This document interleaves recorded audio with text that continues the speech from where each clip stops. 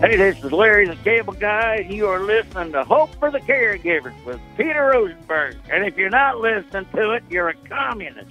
Get her done. Welcome to Hope for the Caregiver. This is Peter Rosenberg, and this is the show for you as a family caregiver. How are you doing? How are you holding up? What's going on with you? 65 million Americans right now serve as a family caregiver. If you're one of them, you understand the journey. And we're glad to have you as part of this show to talk about ways to strengthen the family caregiver. Now, maybe you're taking care of an aging loved one. Maybe you're taking care of a special needs child. Maybe you have a family member dealing with some type of trauma, mental illness, addiction, alcoholism, whatever the impairment, there's always a caregiver. And we understand that the journey can be fraught with challenges, dangers, heartache, many dangers, toils, and snares. How do you help those who help those?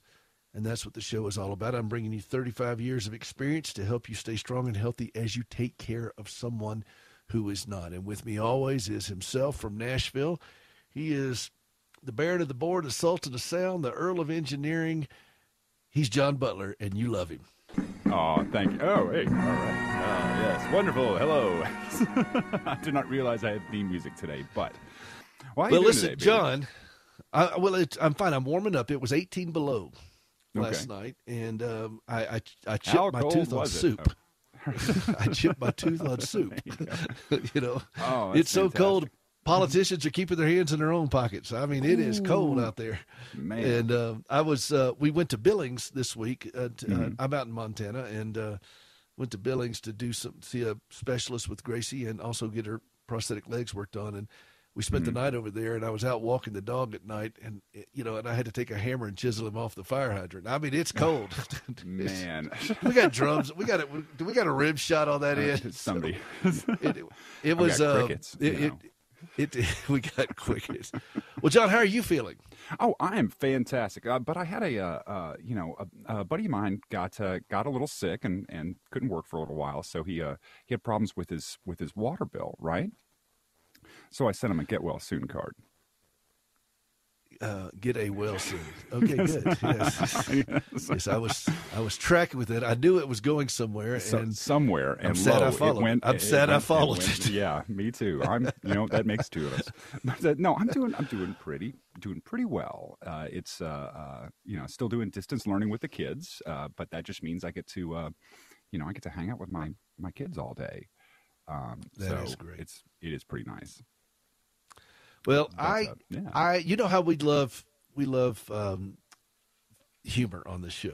Well, humor is a very serious business around here. We aspire to it. We haven't quite attained it, but we do aspire to it. Well, I had a lady that I've connected with this week, and the title of her book prompted me to call her. Okay, it was just that simple. And her name is Ellen Rittberg. She's an attorney. But she's also a writer, an author, and a caregiver. And her book is called Why is Grandma Naked? Caring for Your Aging Parent. And I thought you were right. You were right. Yeah. And so I just love that. So Ellen is with us right now. Ellen, how are you feeling? Oh, I'm feeling great. Thank you for having me. We are thrilled to have you, and this is John Butler with us. John and I have done the show together for now, 8 years this year, something. And he's helped produce it and joins me with it, and so it's just a pleasure to have you here. And tell us a little bit about your background before we get into this book, and just what brings you to this point, and then we'll get into the book, which I think is the best. You win the award today for the best title of book. I mean, I just love that. Why is Grandma Naked? Caring for Your Aging Parent. And this will be out next month. But tell us a little bit about your journey in your life first. I sure will. So my mom was in her late 80s, living in her house by herself, and I was staying there. Actually, I moved in temporarily after she broke her hip. And when she came out of the rehabilitation center, I just started noticing some things about Mom that just weren't quite right. And I was all set to move out. Before I realized that, I was all set to move out and go to my next place where I was going to live. I had sold my own home, and I realized I couldn't leave Mom. And so I ended up staying there for 6 years. And I write humorous essays. I have a previous book called 35 Things Your Teen Won't Tell You, so I will. And actually, it's published by, from where you're from, Nashville, Tennessee, Turner Publishing. And at the time, I didn't always see humor in the situations that I was in. Lots of stress. Mom declined. Ended up, I was there for 6 years. She ended up dying in her home, which is what I had hoped I could attain for her. At the time, I also was a full-time attorney representing senior citizens. But what I realized, Peter, was that everything I knew, my work experience, was of absolutely no help to me in dealing with my own mother. I was in, to use the expression, virgin territory. Just so many things just came upon me and comes upon caregivers. What is stress? Stress is the unexpected. And I like to say if we have no stress, we're probably dead, because stress is just a part of life. But as a caregiver, the level of stress when you're dealing with something new and unfamiliar to you as a caregiver to somebody who's suddenly altered in personality and physical form, you have to make all kinds of adjustments. And so I did. And I just started to see the humor in it after the fact. And I said, I've got to share this with people. People are so stressed out, and it takes a lot. I don't have to tell you, you've done it for 35 years. And I regard the time I was with my mom as a blessing. And it was life transforming. And I want to share with the readers what worked for me and what didn't work for me. And it is coming out March. Mm-hmm. Did you have a pretty good sense of humor before all this? Well, it's funny. You'd have to ask other people. I know how to write funny. And as a journalist, my first career was a journalist. And beginner's luck, I wrote an essay, and my first essay ended up in the New York Times. And through the years, that made me feel like I should keep doing this, Yeah, and Reader's Digest asked me to write a piece. Actually, I started to be regarded as a parenting expert, and I was quoted a lot. And I was contacted by Reader's Digest, and they said, "Can you write something about some tips for grandparents?" So I'm in Reader's Digest and HuffPost and on TV shows, and it was all really exciting, but it was a humorous book. And I just saw that there were so many things that I could share that after the fact, I see the humor in them. Sometimes I saw it at the time, but not usually, because I was too stressed out. And so I detail them. Yeah, I detail them from A to Z. There's actually, I actually have 40 short chapters, because sometimes there was something that began with the letter C, for example, and I had more than one entry. So I have C1, C2, C3. And I say in my book, look, in New York City, they have a street called 6.5 Street. So if New York City has a 6.5 Street, I can have more than one letter of the alphabet in my chapters. Well, I think that's a fine. By the way, you're from. I learned this today, John. She's from Long Island, but there's a better way to pronounce Long Island than what I'm used to. I'm used to saying Long Island, but that's not how you pronounce it, John. Did you know that? I did not know that. Is there a reason? Tell us how you pronounce it. Okay. It's the only way I know how to say it, which is I'm from Long Island. One word. Island. Yes. Long Island, like GUI. Don't ask. Yeah. Long Island. Long Island. Well, now, when you set out to write this book, your mom has passed away. And yes. How long did you take between that and starting this book? It was like a year and a half, 2 years. I had to wait that long. I started to, write it down, jot down things I remembered, and then it all started flowing back to me. And I said, yeah, I've got this. And then working on it, and, anybody that writes knows you write a draft, you redo it, and it's ready. It's ready for the universe. Well, was it painful for you, or was it cathartic, or all the above? I think that's a wonderful question, because, yes, it was cathartic. I write poetry, so I did write some poems about Mom, and the tears were flowing down my face, as I wrote them, and I wrote a eulogy for my mom, but there were so many funny things that had happened, in part because of the type of person that she was and how she changed, which if you want, I can tell you a couple of things, but I think they pertain Go not ahead. just to my mom, but okay. My mom was a very, very quiet person. And very, I almost would say dignified. She didn't have, maybe she didn't have much of a sense of humor. She didn't laugh easily, shall we say, and she didn't smile easily. Well, as she declined, she suddenly developed this sense of humor for example, the Progressive insurance lady on TV. She loved the Progressive Flo. insurance lady. Yeah. She would call me in. I would be at the other end of the house. Ellen, come see her.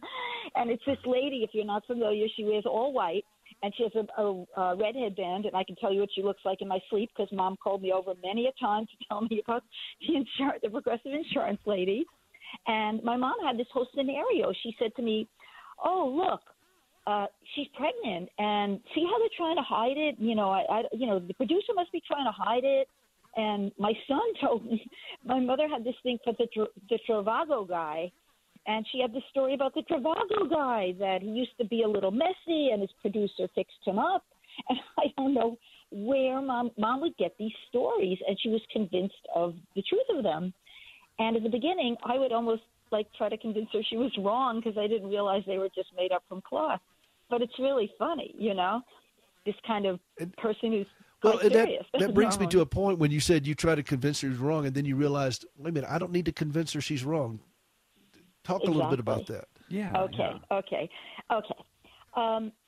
Another thing about my mom was mom didn't have my cheerful disposition. She always, thought that people, she might think, why did the receptionist in the physical therapist office not, she doesn't like me. She didn't smile at me. I said to Mom, if you smiled, she'd smile back, and that kind of thing. But I think that she would take an incident that happened sometimes 40 years ago, and she would just sort of bring it into the future. One day, Mom, when she was still driving, but she had already started to decline, came home from going to the supermarket, and she said to me, "You're not going to believe what happened. I saw Mrs. G, and Mrs. G was somebody that Mom had been in a religious school carpool with around 40 years before. Mrs. G was in the car next to me, sitting with her daughter, and she looked over to me and said, 'She looks really old.' I said, 'Mom, Mrs. G only went one of two places. She's gone to a better place,' meaning she died, or she went to Florida, which is where a lot of older people go. So wait, I went further. I actually brought Mom over to the computer. I said, let's look it up. Let's Google Mrs. G's name. And sure enough, there was Mrs. G's name, and she was alive, and she was living in Florida. and it was winter time, so Mrs. G wasn't up here for the winter. It didn't happen. But my mother was convinced that she, and I lay out in my book in very humorous detail, it might have been one of three things. It may have been somebody that said somebody looked old, but it wasn't Mrs. G and her daughter. It was just some stranger. It may have been Mrs. G, it couldn't have been Mrs. G. But I actually tried to convince my mom that couldn't have happened, Mom. And you look great, because people keep stopping you on the street to tell you how beautiful you are, which means either I look older than my age or you're just very beautiful. I didn't tell her I look older than my age. My mother was a beautiful older woman. So that's one story that's in my book. Oh yeah, that's good stuff. Yeah, and those are wonderful stories, and it's interesting to listen to how you changed from starting to. You had to adapt to this changing personality of hers that seemed to be changing fairly rapidly, and it was. And I'm sure you unpack that more in the book. We're talking here with Ellen Rittberg. She's the author of "Why Is Grandma Naked? Caring for Your Aging Parent." I just love the title of this book. This is Peter Rosenberger. This is Hope for the Caregiver. This is the show for you as a family caregiver. We got to take a quick break. We'll be right back. Don't go anywhere. Healthy caregivers make better caregivers, and that's part of our journey here today. We'll be right back.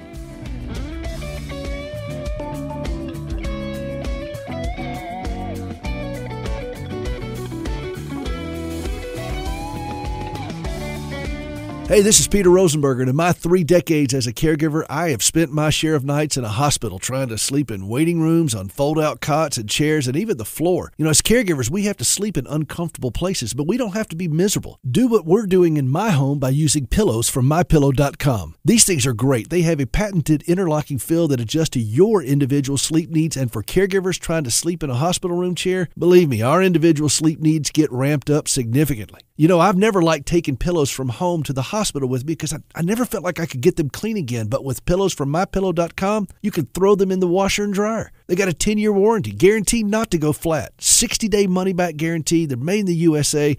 As a caregiver, you need rest. So start by going to MyPillow.com, type in the promo code CAREGIVER, and get 50% off the 4-pack, which includes 2 premium pillows and 2 Go-Anywhere pillows. You'll receive a discount on anything else on the website when using your promo code CAREGIVER. That's MyPillow.com, promo code CAREGIVER.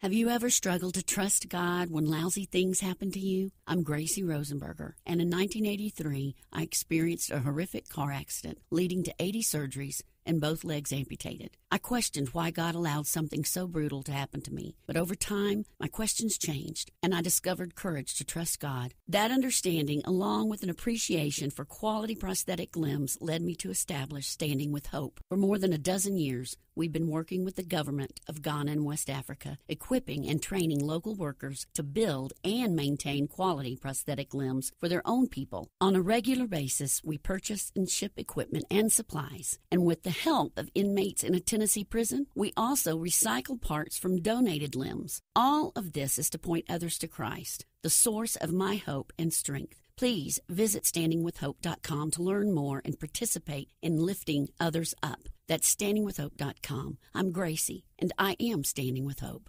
I'm alive, lift up my voice above the chaos and the noise. 'Cause I'm a hope amidst the pain. I shout this song against the rain. Rejoice evermore. Welcome back to Hope for the Caregiver. I am Peter Rosenberger. This is the show for you as a family caregiver. There's nothing quite like what we do out there, reaching into the heartache and the isolation and the challenges of being a family caregiver, connecting you with others who have journeyed down this and bringing a lifetime of experience to offer a lifeline to you as a fellow caregiver. And caregiving is hard enough. It's harder when you're doing it alone. And we're glad that you're with us. We're talking with Ellen Rittberg. She is from Long Island. I learned how to say that today. Yeah, Long Island. Long Island. And she's an attorney. She's a journalist. She's an author. She's a caregiver. And her new book is called Why is Grandma Naked? Caring for Your Aging Parent, which I love that. And I didn't tell John ahead of time. No. Yeah, no, because I wanted I just was going cold, you know.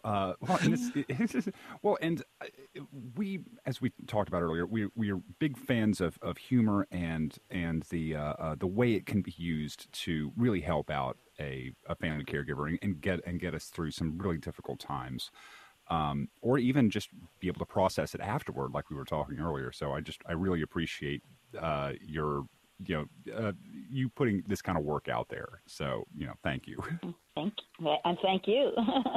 What this book comes out next month. Can you believe that spring is a month from Saturday? Can you Don't believe say that? things like that. Yeah. And out where I am in southwest Montana, up in the Rockies, spring seems like a distant construct here. In fact, it's so cold today. How cold is it? It's so cold that Starbucks is serving coffee on a stick. Nice. Okay, there you go, Ed. All right. There you go. But anyway, no. So when this book comes out, and would you sit down to share this book with people? Say, okay, this is my new book. Your publisher, your family, all that stuff. What was the response to the title? Well, actually, I brainstormed the title with my two of my 3 kids, one of whom's a stand-up comedian. And so he helped me. Yeah, he helped me we all like, how about this? And we bandied things about, just like we were comedians sitting in a writing room.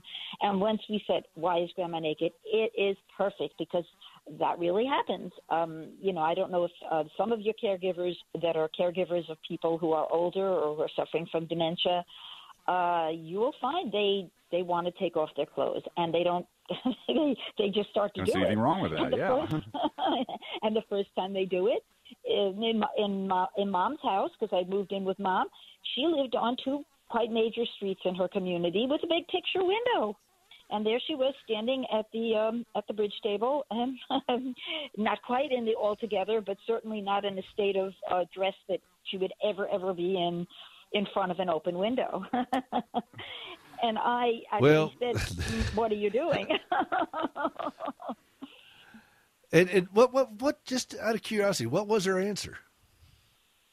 Of course, she gave me that kind of smile, which, a shrug of the shoulders. She was very verbal then. She hadn't declined all that much, but those inhibitions just woof.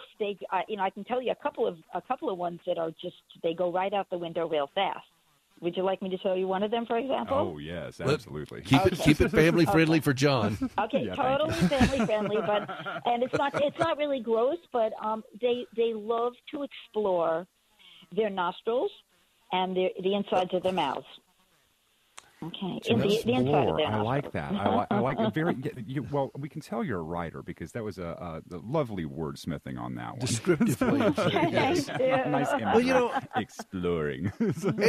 and I think what you've done in this book, Ellen, and I think it's going to I'd like to find out if you get this feedback indeed. I think what you're going to do in this book is help people not be so freaked out about some of this stuff. I hope so. Yeah. In fact, I'm almost certain of it. In that you're going, when the people are going to read this are going to say, "Oh, okay, all right. So this is not abnormal. This is not something I need to go see a shrink about. This is something that's just part of the journey, and it's going to be okay." And I think you've done an amazing job of destigmatizing. Is that a word, John?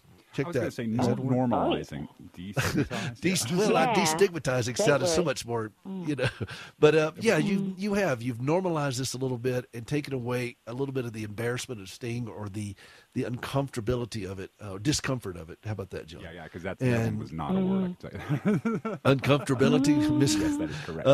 But I like to make up things as I go along. But no, I think this is important, Ellen, because you were there and you have the ability to use words to help other people to not freak out so much. And your words are comforting. They're engaging. They still ascribe dignity to the individuals. Yes. And help depressurize the fear that's in our own hearts of, oh my God, well, this thing's coming off the rails. Well, yeah, it is a little bit, but that's okay. It's going to be all right. Your kids, how? By the way, I'd love to. Was your son involved with any of your caregiving journey with his grandmother?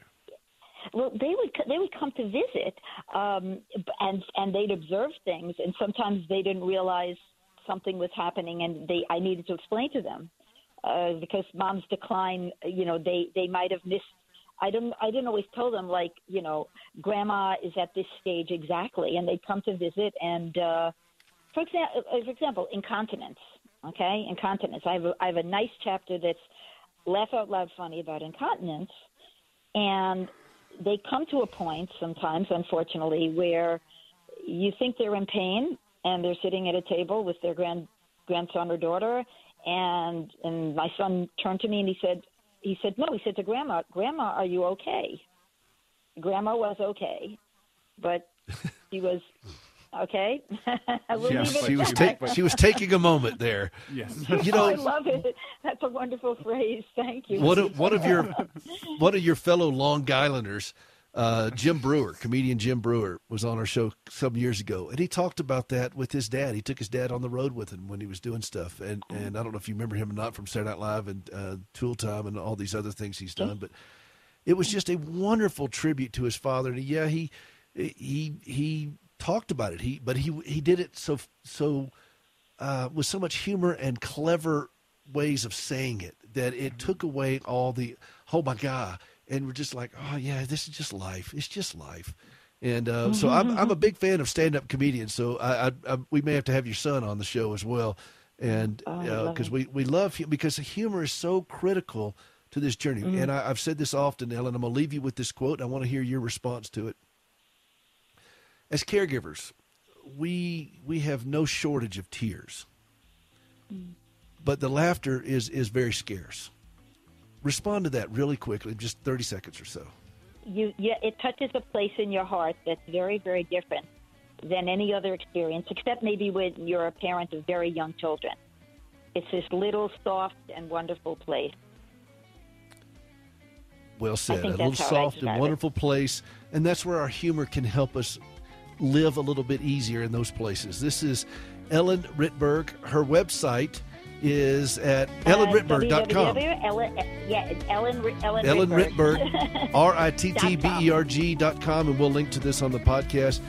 Why is Grandma naked? Caring for your aging parent. I love it. Ellen, thank you so much for being a part of the show today. I really appreciate you. My pleasure. All right, we're going to hear from you again. We'll be right back. This is Hope for the Caregiver. Hey, this is Peter Rosenberger. Have you ever helped somebody walk for the first time? I've had that privilege many times through our organization, Standing with Hope. When my wife, Gracie, gave up both of her legs following this horrible wreck that she had as a teenager, and she tried to save them for years, and it just wouldn't work out, and finally she relinquished them and thought, wow, this is it. I mean, I don't have any legs anymore. What can God do with that? And then she had this vision for using prosthetic limbs as a means of sharing the gospel, to put legs on her fellow amputees, and that's what we've been doing now since 2005 with Standing with Hope. We work in the West African country of Ghana, and you can be a part of that through supplies, through supporting team members, through supporting the work that we're doing over there. You could designate a limb. There's all kinds of ways that you could be a part of giving the gift that keeps on walking at standingwithhope.com. Would you take a moment to go out to standingwithhope.com and see how you can give? They go walking and leaping and praising God. You can be a part of that at standingwithhope.com.